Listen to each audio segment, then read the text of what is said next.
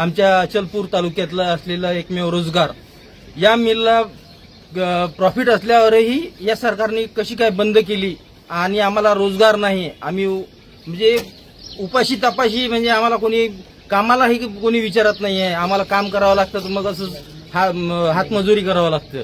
हातमजुरी आज अशी आहे की त्यामुळे आमचा रोज म्हणजे पोटाचा जो आहे पोटगी भरत नाही आहे। आमच्या मुलांचं शिक्षण आहे किंवा आमच्या शाळेची मुलं आहेत, त्यांना काहीच परीक्षा वगैरे यासाठी आमची फी भरू शकत नाही आम्ही।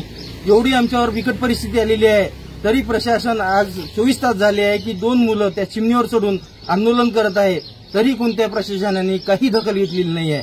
आमचा थकीत राहिलेला पेमेंट किंवा आम्हाला रोजगार किंवा आमची असलेली जी काही मागील थकबाकी आहे पेमेंटची, ती सुद्धा देण्यात येत नाही आहे।